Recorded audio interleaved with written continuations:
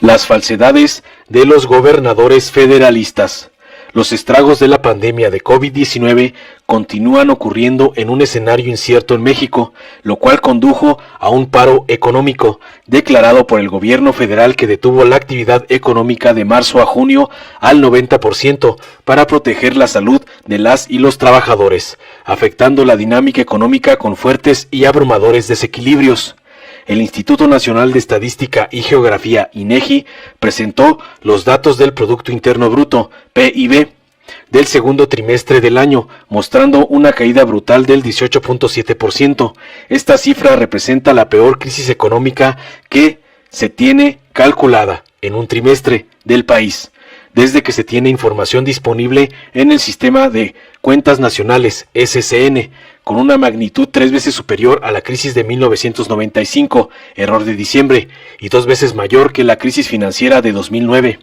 Sin embargo, la actual recesión es atípica y extraña por cómo intervino el Estado mexicano, que dinamitó el comportamiento natural cíclico del modo de organización socioeconómica de producción capitalista, precipitando la contracción económica que desembocó en la actual crisis, es decir,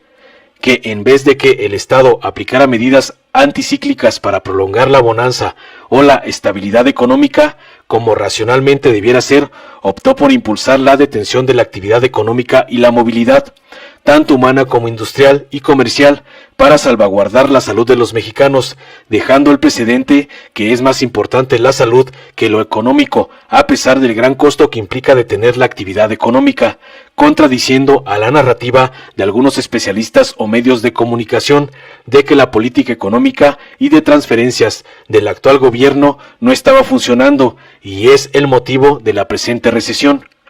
En pocas palabras, la crisis actual fue inducida por el Estado mexicano. Sin embargo, el régimen de acumulación neoliberal que sustenta la estructura socioeconómica capitalista está en decadencia desde finales de la recesión financiera mundial de 2009, con crecimientos marginales, pues en cada periodo el crecimiento real de la economía es menor, con fases cíclicas de largos estancamientos y recurrentes recesiones técnicas. Con base al anterior escenario de recesión económica atípica y crisis sanitaria con alto grado de incertidumbre por la pandemia, existe un décimo de gobernadores que no aceptan las políticas públicas de la presente administración federal y niegan categóricamente la estrategia de mitigación para el combate del COVID-19, así como las formas de sobrellevar la nueva normalidad en los diferentes ámbitos públicos. Por ejemplo, rehúsan el semáforo de reactivación económica escalonado propuesto por la Secretaría de Salud y prefirieron proponer uno propio. No obstante, parece más táctica de comunicación política de golpeteo al gobierno federal que una estrategia que abone al combate de la pandemia. Asimismo, los gobernadores disidentes que se autoproclamaron como parte de una alianza federalista exigen entre sus demandas la modificación del Pacto Fiscal Federal, pues aseguran que es un pacto añejo y rebasado por las circunstancias actuales, por lo que plantean que debe haber una mayor redistribución de las participaciones federales a las entidades federativas que contribuyan más a la actividad económica nacional. Si bien este inconveniente llegó en un momento difícil para visualizar ciertas cuestiones en el entorno al debate del pacto fiscal.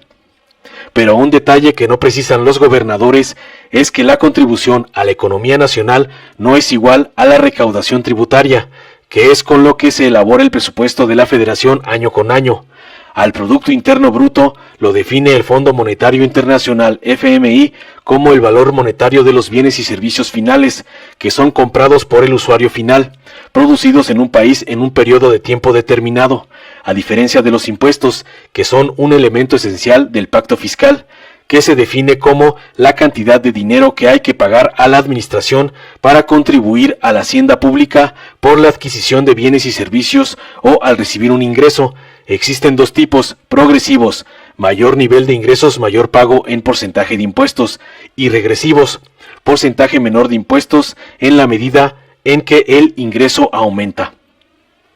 Con base a los impuestos captados, más las cuotas de aportaciones del IMSS e ISSSTE y las ganancias netas de las empresas paraestatales, Pemex, CFE, etc., se elabora el presupuesto de egresos de la Federación, que asciende actualmente a 5.900.000 millones de pesos. El gobierno federal tiene la virtud que repartir equitativamente acorde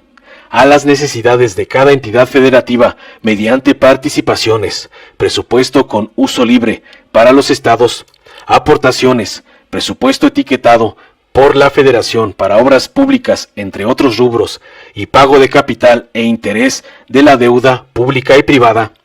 tanto interna como externa, que asciende a 12.335.962.4 millones de pesos, equivalente al 55% del Producto Interno Bruto Nacional.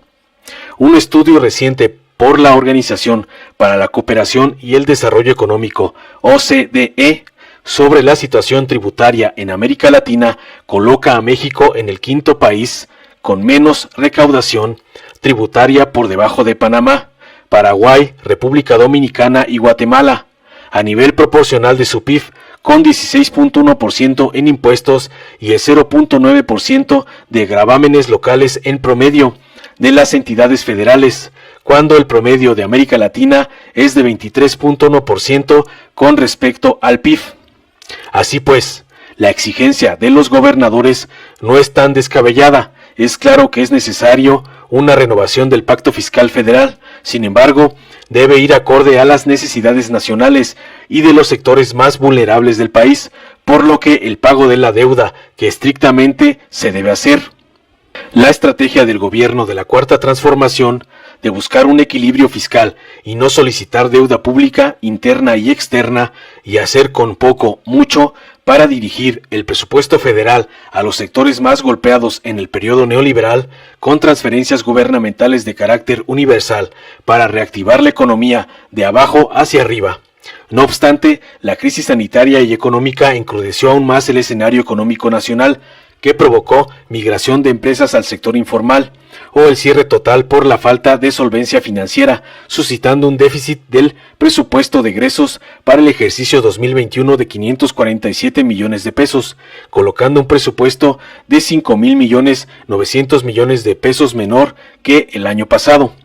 A razón de lo anterior, los gobernadores de la Alianza Federalista no aceptaron la propuesta de presupuesto considerado por medios de comunicación y expertos en materia fiscal como el presupuesto más austero del siglo XXI. Por esta razón, la decena de gobernadores disidentes decidieron salirse de la Conferencia Nacional de Gobernadores, CONAGO, que es un órgano de diálogo y propuesta de las entidades federativas con el gobierno federal. Sin embargo, es necesario que los gobiernos estatales y municipales, principalmente la Alianza Federalista, aumenten su recaudación local con impuestos progresivos para no afectar a los sectores marginados, y se comprometan de recaudar impuestos federales por estado en la Dirección Local de Recaudación del SAT de la Secretaría de Hacienda, para no depender de la Federación, además de buscar la reducción de ciertos rubros que son innecesarios en medio de la pandemia, como en comunicación y gastos personales, apostándole a la austeridad. Las autoridades estatales deben estar a la altura de las circunstancias, sin tanta parafernalia mediática, o sea, sin politiquería y grilla, para así encontrar una ruta en el escenario tan incierto que vivimos. Informó Mr. Politicón. Nos vemos el próximo video. Si te gustó, dale like, compártelo, suscríbete y activa la campanita para recibir las notificaciones de nuestro canal.